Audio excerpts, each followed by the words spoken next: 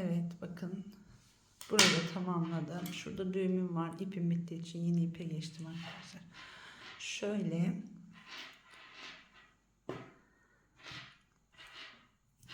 yine burayı da 23 sıra ördük. Şöyle kapatabilirsiniz. Bakın böyle kapattığımızda şunu elimden bırakayım. Tam şuradan kapattığımızda şu hizaya geldiyse zaten sıkıntı yok demektir.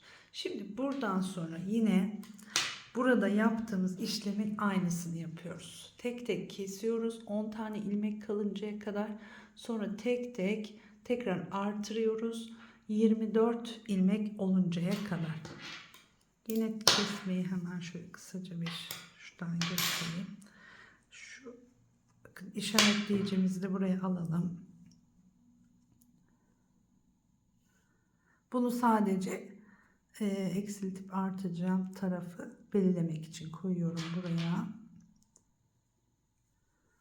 Eksiltirken bir tane ilmek alıyoruz. 2 ilmeği birlikte alıyoruz. Yine alt sırada göstermiştim burayı zaten arkadaşlar. Aynı şekilde yapacağız. Sona gittiğimizde tekrar 2 ilmek birden alıyoruz. Dönüşte eksiltme yapmadan tekrar örüyoruz. Yani bu taraftan her gidişte kesiyorum. Diğer taraftan gelirken herhangi bir işlem yapmıyorum. Videoyu geri sarıp da bakabilirsiniz eğer şeyse, kafanız karışırsa. Herhangi bir zorluğu yok zaten. Pardon, şimdi buraya örmüyoruz. 3 ilmek kaldı. İkisini birden aldım. Birini de ördüm. Bu tarafa doğru dümdüz örüyoruz. Buradan gelirken yine kesiyoruz. Şöyle 10 ilmeğe düşecek. Sonra da aynı burada gösterdiğim gibi tekrar artırıyoruz ve 24 ilmeğe çıkartıyoruz. Şimdi onu da yapıyorum ve dönüyorum. Burada 24 ilmeğe çıkarttıktan sonra keseceğiz tamamına ve dikmeye başlayacağız. Evet arkadaşlar, şimdi söylediğim şekilde ördüm bakın. Burayı aynı burada yaptığımız gibi kestim. Sonra tekrar 24 ilmek olacak şekilde büyüttüm, artırdım. Şimdi geliyoruz buradan artık kapatıyoruz. Sonra dikme işlemine geçeceğiz. Kapatmayı da şöyle yapıyorum. Hemen kısaca onu da göstereyim. 2 ilmek alarak aynı haroşa örer gibi örüyoruz. Şimdi buradaki ilmeği buraya geçiriyoruz. İkisini birlikte alarak örüyoruz. Aynı alt sırada 12 ilmek kesmiştik. Onu keser gibi hepsini kapatacağım.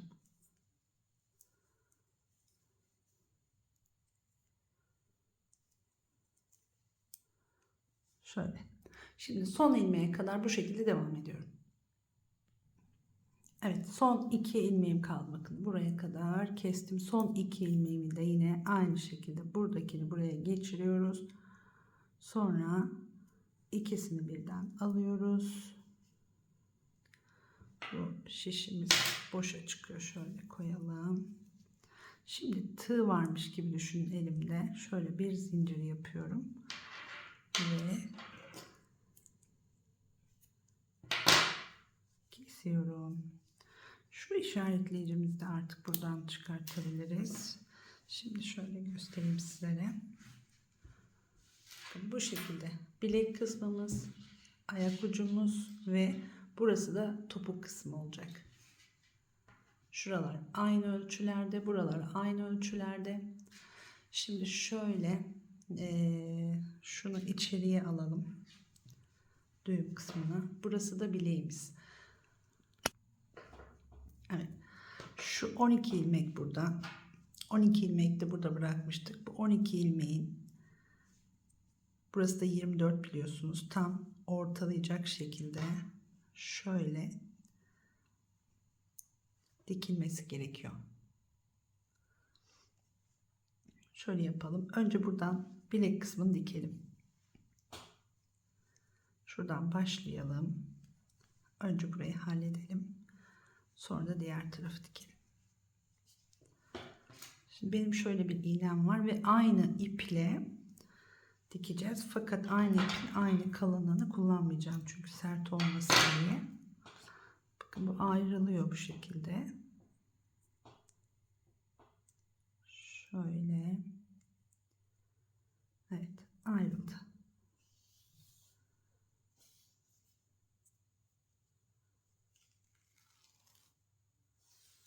Şöyle ayırıyorum. Bir katını alıyorum. Sonra bir kat daha var. Diğeri için de onu ayıracağız.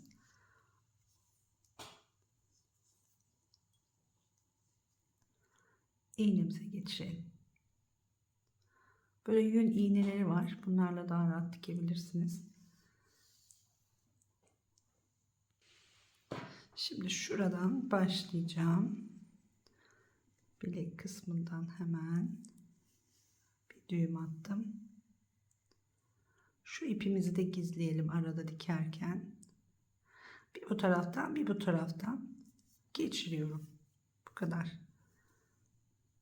Evet, çıktı şu anda ipim. Onu bir düzelteyim.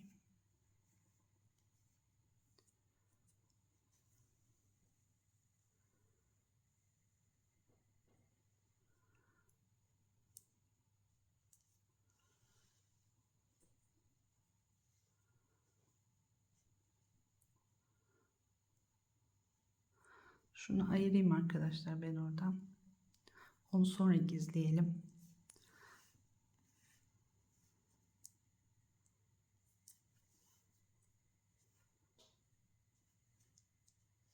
Evet.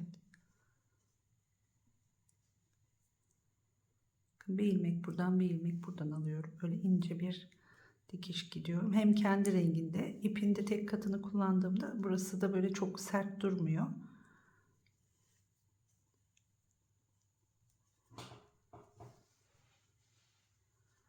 Şöyle yapayım, daha rahat görünecek herhalde.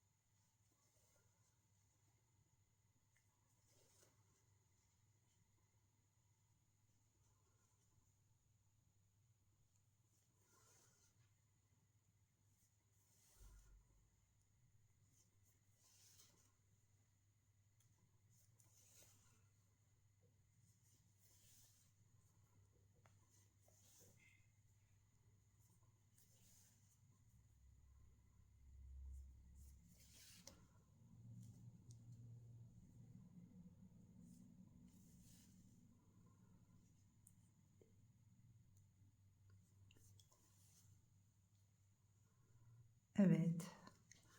Şimdi bakın burayı hallettik. Tersini çevireceğiz. Tabii ön yüzümüz burası olacak.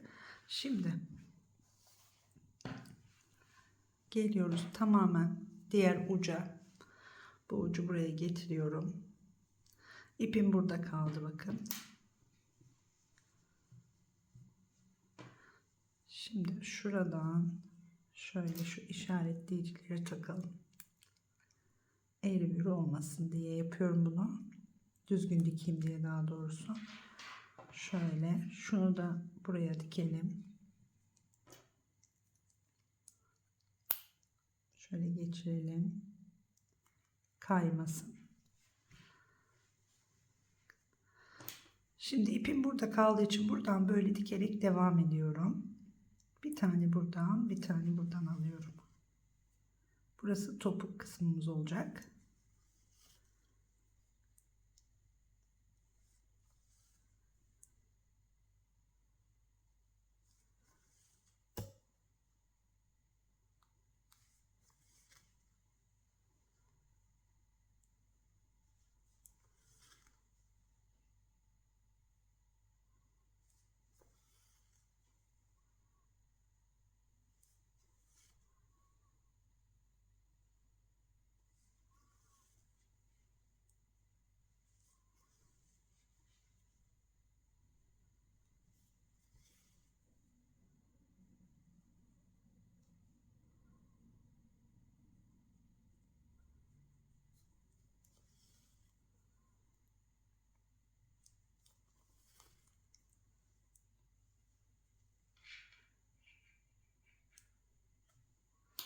Evet, şimdi işaretleyici çıkardım.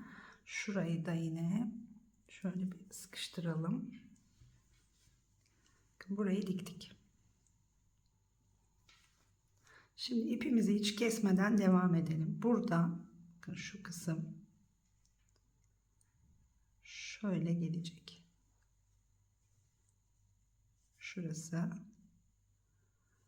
buraya gelecek ve buraya doğru dikmeye devam edeceğim. Tam kestiğimiz yer bakın burası. Şöyle hemen şuraya iğnemi geçiriyorum. Ve topuğu oluşturuyorum şu anda.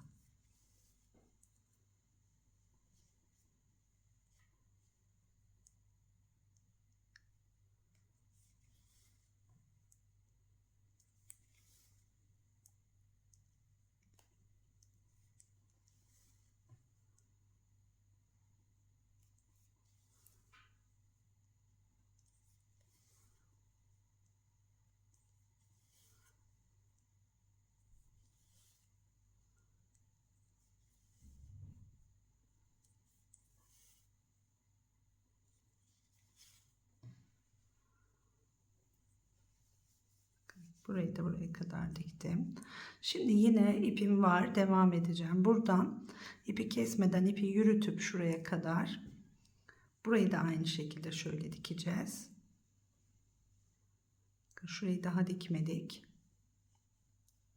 Ya da şöyle yapalım. Keselim arkadaşlar. Buradan hiç orada kafa karıştırmayayım. Şöyle bir sabitleyelim. Burayı bir sıkıştıralım. Şimdi buradan keselim. Geliyoruz buraya. Bakın şurayı dikmemiştik. Şu tarafı tamamladık.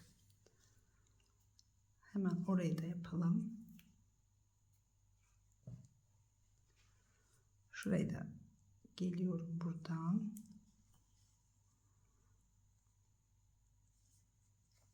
Aynı yerden geçiriyorum. Şöyle sıkı olsun diye.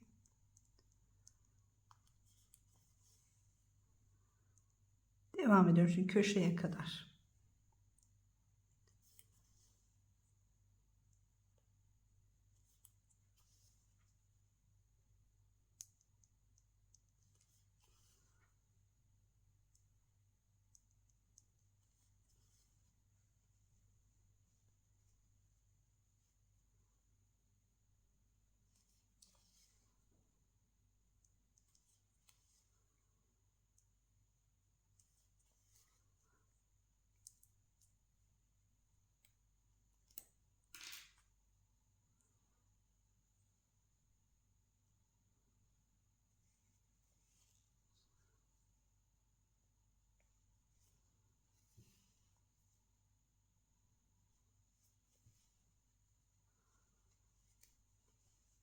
Evet.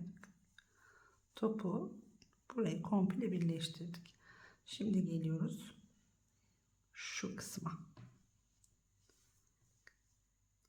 Burayı da böyle birleştiriyoruz.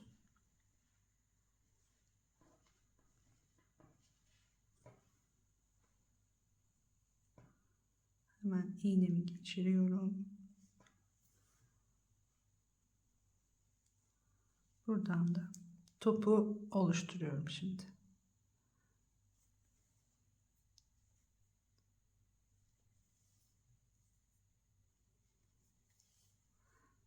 Ayak kısmını da aynı şekilde birleştireceğiz. Şimdi burayı önce dikelim.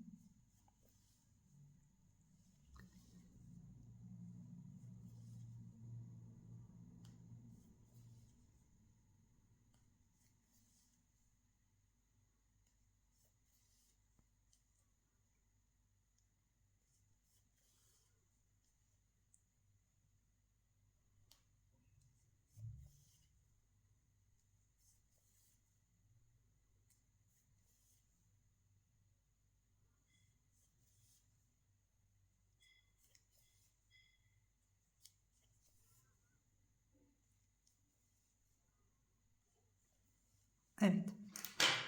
Şimdi burayı keselim. Şu iğnemizle hemen önce bu tarafı dikmeden önce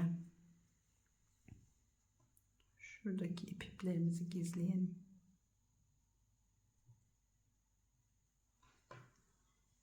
Şurada bir boşluk kalmış, hemen şöyle alıyorum. Şimdi şu ipi gizlemek için şu işlemi yapıyorum. İçinden ilmeklerin arasından yürütelim biraz, şöyle sıkıştırarak bir ileriden bir geriden. Şimdi tamamını kesleyelim. Şurada da bir ipimiz var. Onu da en son yapacağım. Şimdi geliyoruz, bakın topuğu oluşturduk. Şu an tersindeyiz ve topuk kısmımız tamam. Ve ayak kısmımızı şimdi buraya dikeceğiz ve sonra buraya dikeceğiz. Yine aynı şekilde şöyle bir kat alıyorum.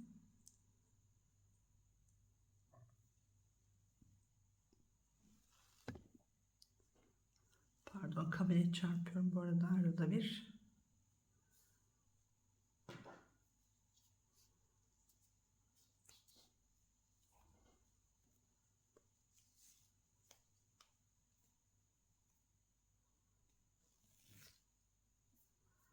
Evet, bu kadar yeter sanırım. Şu uçta biraz karıştı. Uğraşmayacağım şimdi oraya.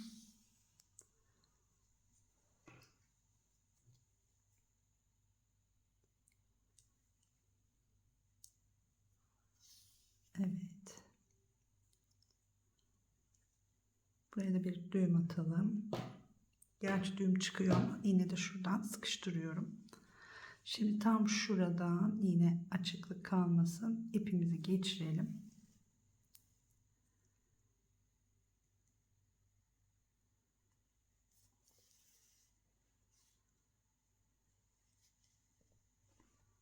Devam edelim dikmeye. Böyle geliyoruz, buraya kadar dikiyoruz şimdi.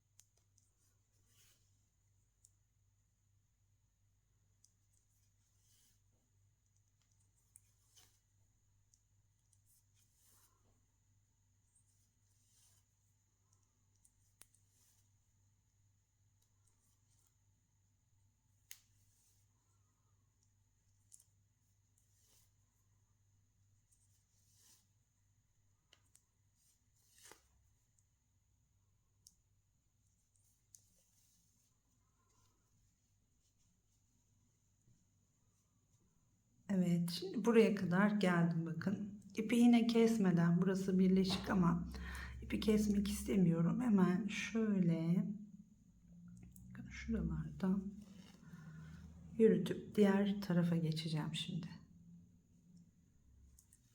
Haroşaların arasından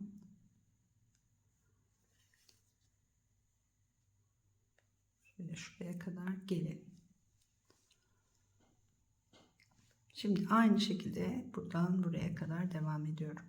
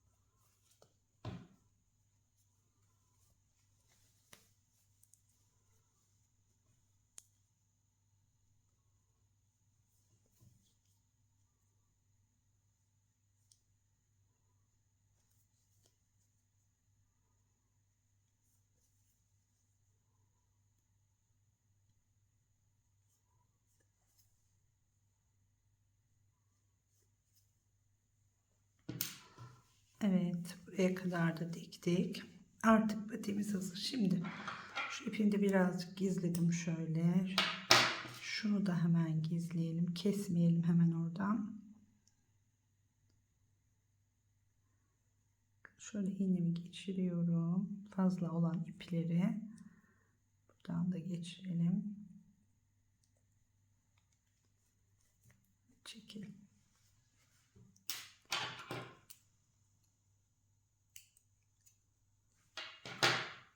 Evet. Bakalım çevirelim şimdi.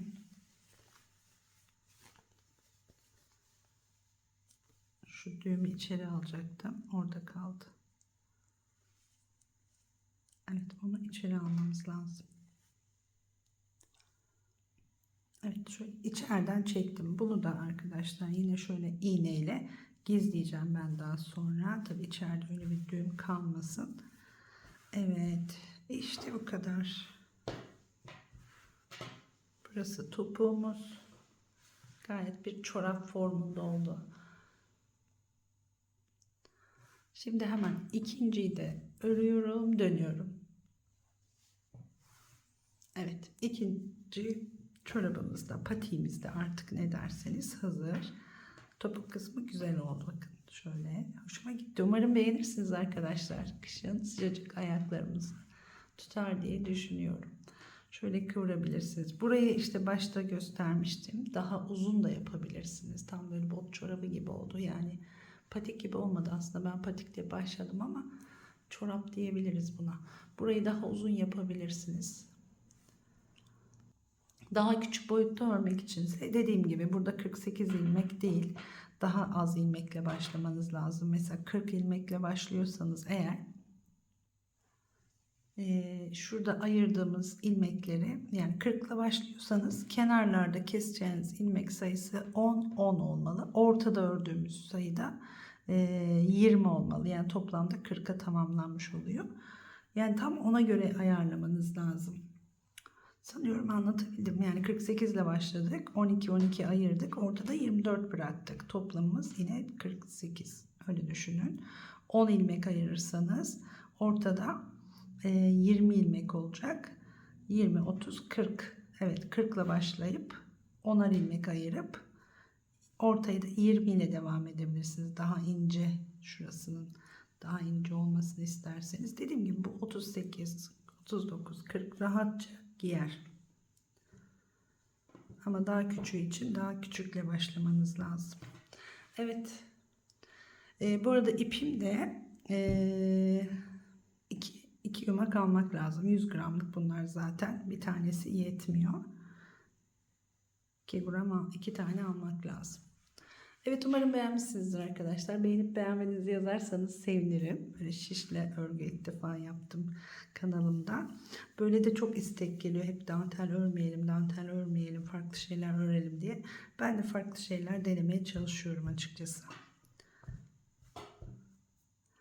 Şimdilik bu kadar diyorum. Daha güzellerinde görüşmek üzere. Hoşça kalın.